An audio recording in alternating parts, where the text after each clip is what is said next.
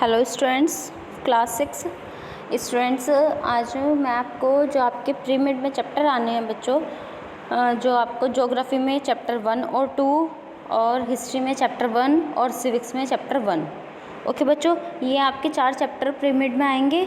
आज मैं आपको दो वीडियो दी जाएंगी। फर्स्ट वीडियो में आपको ज्योग्राफी का चैप्टर 1 और 2 का बुक वर्क और कॉपी वर्क रिवाइज कराया जाएगा, और जो दूसरी वीडियो होगी बच्चों उसमें आपको हिस्ट्री का चैप्टर 1 और सिविक्स का चैप्टर 1 कराया जाएगा। ओके बच्चों, अब हम इस वीडियो में क्या पढ़ेंगे, ज्योग्राफी का चैप्टर 1 और 2। ओके बच्चों, सभी बच्चे वीडियो को ध्यान से समझेंगे और अपने पेपर की तैयारी करेंगे। ओके, स्टार्ट करते हैं। इसमें सबसे पहले आपके ज्योग्राफी का चैप्टर 1 है। इसमें है बहुविकल्प क्वेश्चन है। किस ग्रह को पृथ्वी के जुड़वा ग्रह के नाम से जाना जाता है? जुड़वा ग्रह पृथ्वी का किसे कहा जाता है? शुक्र को। बिकॉज इसका जो साइज है वो किसके पृथ्वी के जितना है, इसलिए इसका जुड़वा ग्रह कहा जाता है। ओके बच्चों, फिर है सूर्य से तीसरा सबसे नज़दीक ग्रह कौन सा है? पृथ्वी। कौन सा है बच्चों? पृथ्वी है। पहला कौन सा है? बुध, फिर कौन सा है? शुक्र, फिर कौन सा है? पृथ्वी। तो थर्ड नंबर पे आता है पृथ्वी। ओके, फिर नेक्स्ट है, सभी ग्रह सूर्य के चारों ओर किस प्रकार के पथ पर चक्कर लगाते हैं?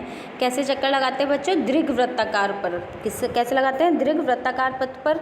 फिर है, ध्रुव तारे से किस दिशा का ज्ञान होता है? उत्तर दिशा का ज्ञान होता है, क्योंकि जो ध्रुव तारा होता है वो ऑलवेज उत्तर दिशा में ही निकलता है। ओके बच्चों, फिर नेक्स्ट है, क्षुद्र ग्रह किन कक्षाओं के बीच पाए जाते हैं? मंगल और बृहस्पति। मंगल और बृहस्पति जो ग्रह होते हैं बच्चों, उनके बीच में क्षुद्र ग्रह, छोटे ग्रह इनको कहा जाता है, वो पाए जाते हैं। ओके, फिर नेक्स्ट है, रिक्त स्थान। तारों का एक समूह जो विभिन्न प्रतिरूपों का निर्माण करता है उसे क्या कहते हैं? आकाशगंगा कहते हैं। क्या कहते हैं बच्चों? आकाशगंगा कहते हैं। ओके, फिर नेक्स्ट है, तारों की एक बहुत बड़ी प्रणाली क्या कहलाती है? आकाशगंगा। जब तारों का बहुत सारा समूह इकट्ठा हो जाता है उसे क्या कहा जाता है बच्चों? आकाशगंगा। नेक्स्ट क्वेश्चन है, शुक्र पृथ्वी के सबसे करीब ग्रह है। सबसे करीब अगर हम शुक्र की बात करें पृथ्वी की, तो कौन सा है? पृथ्वी के बाद शुक्र आता है। शुक्र पृथ्वी से पहला आता है तो शुक्र है। फिर है, पृथ्वी सूर्य से सबसे नज़दीक ग्रह है। ठीक है, फिर नेक्स्ट है, ग्रहों के पास अपना प्रकाश तथा ऊष्मा नहीं होती है। ग्रहों के पास नहीं होती है, वे सूर्य के प्रकाश से प्रकाशित होते हैं। ओके, फिर नेक्स्ट है, चैप्टर नंबर 2 है बच्चों। चैप्टर नंबर 2 में इसका बुक वर्क पहले कर लेते हैं। इसमें प्रमुख यामोत्तर मान है, कौन सा है? 0 डिग्री। कौन सा है बच्चों? 0 डिग्री। फिर है, शीत कटिबंध किसके नज़दीक पाया जाता है? किसके पास पाया जाता है? जहाँ पे ठंड होती है। मैंने आपको चित्र से बताया भी था ये, तो ये किसके पास होती है? ध्रुवों के पास। ओके, फिर नेक्स्ट है, देशांतरों की कुल संख्या। जो देशांतर रेखाएं हैं वो कितनी है बच्चों? 360। कितनी है? 360। फिर नेक्स्ट क्वेश्चन है, दक्षिण ध्रुव वृत्त की स्थित है, कहाँ पर है? दक्षिण गोलार्ध में। कहाँ पर है? दक्षिण गोलार्ध में। फिर नेक्स्ट है, ग्रिड किसका जाल है? अक्षांश रेखाओं एवं देशांतर यामोत्तर का। जो अक्षांश और देशांतर रेखाएं होती हैं ग्लोब पर बच्चों, उसे क्या बोलते हैं? ग्रिड यानी कि जाल बोला जाता है। ओके, फिर नेक्स्ट है, मकर रेखा दक्षिणी गोलार्ध पर स्थित है। मकर रेखा कहाँ है? दक्षिण में। उसके बाद है, भारत का मानक यामोत्तर कितना है? 82 डिग्री 30 मिनट पूर्व। ओके, फिर नेक्स्ट है, 0 डिग्री यामोत्तर को प्रमुख यामोत्तर के नाम से जाना जाता है। नेक्स्ट है, देशांतरों के बीच की दूरी ध्रुवों की तरफ घटती है। जैसे जैसे हम ध्रुवों की तरफ बढ़ते जाते हैं, देशांतर की दूरी घटती जाती है। ओके, फिर नेक्स्ट है, उत्तर ध्रुव वृत्त उत्तरी गोलार्ध में स्थित है। ओके, फिर अब हम इसका कॉपी वर्क रिवाइज करते हैं बच्चों। कॉपी वर्क में फर्स्ट चैप्टर सौरमंडल में पृथ्वी, इसमें अति लघु उत्तरीय प्रश्न है, खगोलीय पिंड किसे कहते हैं? किसे कहते हैं खगोलीय पिंड? सूर्य, चंद्रमा तथा वे सभी वस्तुएं जो रात के समय आसमान में चमकती हैं खगोलीय पिंड कहलाती हैं। नेक्स्ट क्वेश्चन है, सूर्य से उनकी दूरी के अनुसार सभी ग्रहों के नाम लिखो। तो सबसे पहले कौन सा आता है? बुध। फिर कौन सा आता है? शुक्र। फिर कौन सा आता है? पृथ्वी। फिर मंगल, फिर बृहस्पति, फिर शनि, अरुण और फिर वरुण। ओके, फिर नेक्स्ट क्वेश्चन है, सौरमंडल। सौरमंडल से आप क्या समझते हैं? क्या होता है बच्चों सौरमंडल? सूर्य और उसके 8 ग्रह, उपग्रह तथा कुछ अन्य खगोलीय पिंड जैसे क्षुद्र ग्रह एवं उल्का पिंड मिलकर सौरमंडल का निर्माण करते हैं, जिनका मुख्य कौन होता है? सूर्य होता है। ओके बच्चों, फिर नेक्स्ट क्वेश्चन है, चंद्रमा की सतह पर सबसे पहला कदम किस व्यक्ति ने रखा? किसने रखा था? नील आर्मस्ट्रॉन्ग ने। किसने रखा था बच्चों? नील आर्मस्ट्रॉन्ग ने रखा था। नेक्स्ट क्वेश्चन क्वेश्चन है ब्रह्मांड क्या है? क्या है ब्रह्मांड? आकाशगंगा करोड़ों तारों, बादलों तथा गैसों की एक प्रणाली है। इस प्रकार की लाखों आकाशगंगाएं मिलकर ब्रह्मांड का निर्माण करती हैं। नेक्स्ट क्वेश्चन है पृथ्वी का उपग्रह क्या है? पृथ्वी का उपग्रह क्या है बच्चों? चंद्रमा। क्या है बच्चों? चंद्रमा है। फिर है चमकीला ग्रह कौन सा है? कौन सा है बच्चों चमकीला ग्रह? शुक्र। किसे कहा जाता है चमकीला ग्रह? शुक्र को कहा जाता है। सबसे छोटा ग्रह कौन सा है? बुध। सबसे छोटा ग्रह कौन सा है बच्चों?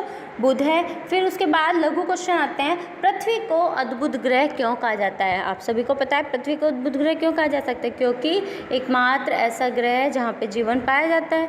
तो क्या है? जीवन के लिए अनुकूल परिस्थितियाँ केवल पृथ्वी पर ही पाई जाती हैं, जैसे मिट्टी हुई, जलवायु हुई, जल हुआ, वायु हुई, ये सब कुछ पृथ्वी पर पाए जाते हैं बच्चों। आपको पता है पृथ्वी न तो अधिक गर्म है और न ही अधिक ठंडी। जीवन के लिए आवश्यक तत्व जल एवं ऑक्सीजन पृथ्वी पर ही पाए जाते हैं। अन्य कोई भी ग्रह ऐसा नहीं है बच्चों जहाँ पर ये जल या फिर वायु उपस्थित हो जिस कारण हम वहाँ जाके रह सकें। तो केवल एकमात्र पृथ्वी ऐसा ग्रह है जहाँ पर जीवन संभव है। हम हमेशा चंद्रमा के एक ही भाग को क्यों देख पाते हैं? चंद्रमा पृथ्वी का एक चक्कर लगभग 27 दिन में पूरा करता है। चंद्रमा पृथ्वी का चक्कर लगाता है, इतने ही समय में अपने अक्ष का एक चक्कर पूरा करता है, ठीक है, जो चंद्रमा होता है। उसके बाद इसके कारण पृथ्वी से हमें चंद्रमा का एक ही भाग दिखाई पड़ता है। उसके बाद है ग्रह और तारे में क्या अंतर है? ग्रह क्या होते हैं? ऐसे पिंड जिनमें अपना प्रकाश एवं ऊष्मा नहीं होती है, ग्रह कहलाते हैं। कौन कौन से हैं एग्जाम्पल? जैसे मंगल हुआ, पृथ्वी हुई, ठीक है। फिर तारा क्या होता है? ऐसे खगोलीय पिंड जिनमें अपना प्रकाश एवं ऊष्मा होती है, वो क्या कहलाते हैं? तारा कहलाते हैं। और बच्चों सूर्य सबसे बड़ा तारा है, ओके, याद रखेंगे। पृथ्वी को नीला ग्रह क्यों कहा जाता है? अंतरिक्ष में देखने पर पृथ्वी नीले रंग की दिखाई पड़ती है। अगर हम अंतरिक्ष से पृथ्वी को देखें तो नीले रंग की दिखाई देती है। क्यों दिखाई देती है? क्योंकि इसकी 2/3 सतह पर पानी से ढकी हुई है, यानी कि यहाँ पर पानी ज़्यादा है, इसलिए इसे नीला ग्रह कहा जाता है। ओके बच्चों, आपका चैप्टर 1 कंप्लीट होता है। अब इसका चैप्टर नंबर 2 रीड करते हैं। चैप्टर नंबर 2 का नाम क्या है? अक्षांश एवं देशांतर रेखाएं। ग्लोब क्या है बच्चों? ग्लोब क्या है? ग्लोब पृथ्वी का लघु रूप में एक वास्तविक प्रतिरूप है। यानी कि अगर हम ग्लोब को देखते हैं तो पृथ्वी को, हम पूर्ण पृथ्वी को एक साथ नहीं देख सकते, तो इसलिए बच्चों ग्लोब का निर्माण किया गया है जिसमें हम पृथ्वी का प्रतिरूप, पृथ्वी को देख सकते हैं। ओके, पृथ्वी का आकार कैसा है? पृथ्वी का आकार गोलाकार नहीं है, यह उत्तर एवं दक्षिणी ध्रुवों पर थोड़ी चपटी तथा मध्य में थोड़ी उभरी हुई है। जैसे पृथ्वी ऐसे है बच्चों, तो ये ऊपर से यहाँ से, यानी कि यहाँ से भी चपटी है और यहाँ से भी ये चपटी है, तो ऐसे करके ऐसे हमारी पृथ्वी बनी गई है, ठीक है बच्चों।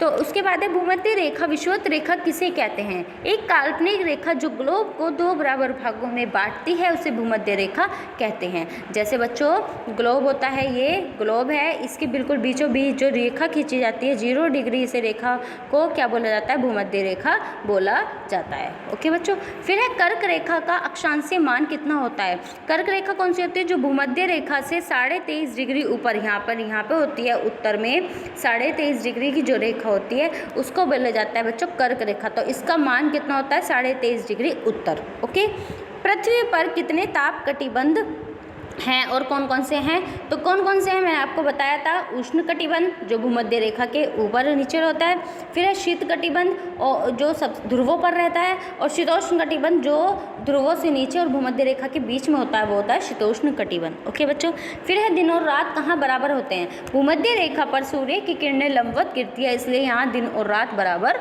होते हैं। फिर है 0 डिग्री देशांतर रेखाओं की संख्या कितनी है? कितनी है बच्चों? जो ऐसे ऐसे ग्लोब पर लाइनें खींची गई हैं तो उनकी संख्या कितनी है? 360। ओके बच्चों, कितनी है? 360। नेक्स्ट क्वेश्चन है, पृथ्वी के उत्तरी ध्रुव एवं दक्षिणी ध्रुव को मिलाने वाली रेखा क्या कहलाती है बच्चों? दक्षिणी ध्रुव, वो देशांतर रेखा कहलाती है। जैसे ग्लोब है, इसके ऊपर उत्तर से जो दक्षिण को नीचे को लाइन खींची जाती है बच्चों, उन्हें क्या कहा जाता है? देशांतर रेखा कहा जाता है। और जो पश्चिम से पूर्व को ऐसे खींची जाती है उनको क्या कहा जाता है बच्चों? अक्षांश रेखाएं कहा जाता है। ओके, फिर है अक्षांश और देशांतर रेखाएं क्या हैं? अक्षांश रेखाएं पश्चिम से पूर्व की ओर खींची गई काल्पनिक रेखाएं अक्षांश रेखाएं कहलाती है। अभी मैंने बताया, जैसे ये ग्लोब है, इसमें यहाँ से पश्चिम से लेकर ऐसे पूर्व में जो लाइन खींची जाती हैं बच्चों, उन्हें क्या कहा जाता है? अक्षांश रेखाएं कहा जाता है। क्या कहा जाता है? अक्षांश रेखाएं कहा जाता है। फिर है देशांतर रेखाएं, उत्तरी ध्रुव और दक्षिण ध्रुव। उत्तरी ध्रुव कहाँ है? उत्तरी ध्रुव यहाँ पे है, ठीक है, और यहाँ पे है दक्षिणी ध्रुव। तो यानी कि जो उत्तर और दक्षिण को ध्रुव को मिलाने वाली जो रेखाएं ऐसे ऐसे खींची जाती हैं, उनको क्या कहा जाता है बच्चों? देशांतर रेखाएं कहा जाता है। क्या कहा जाता है? देशांतर रेखाएं कहा जाता है। ओके, फिर नेक्स्ट है बच्चों, ये आपको डायग्राम भी याद करना है। डायग्राम आपके पेपर में आएगा। इसमें जो बीच में लाइन है, मैंने अभी बताया कौन सी है, वो 0 डिग्री लाइन है। फिर उसके 23.5 डिग्री अगर हम नॉर्थ में उत्तर की साइड जाते हैं, वो कौन सी है? कर्क रेखा। फिर ऊपर 66.5 डिग्री पे जाते हैं तो वो कौन सा है? शीत कटिबंध यानी कि शीतोष्ण कटिबंध उत्तरी ध्रुव है। ओके बच्चों, फिर अगर हम 23.5 डिग्री साउथ में आते हैं तो कौन सी है? मकर रेखा। फिर 66 डिग्री दक्षिण में आते हैं तो वो कौन सा है? शीत कटिबंध। ओके बच्चों, सभी बच्चे इस डायग्राम को भी याद करेंगे, आपके एग्जाम में ही आएगा। और दूसरी वीडियो में आपको हिस्ट्री का और सिविक्स का चैप्टर कराया जाएगा। Okay, thank you, have a nice day.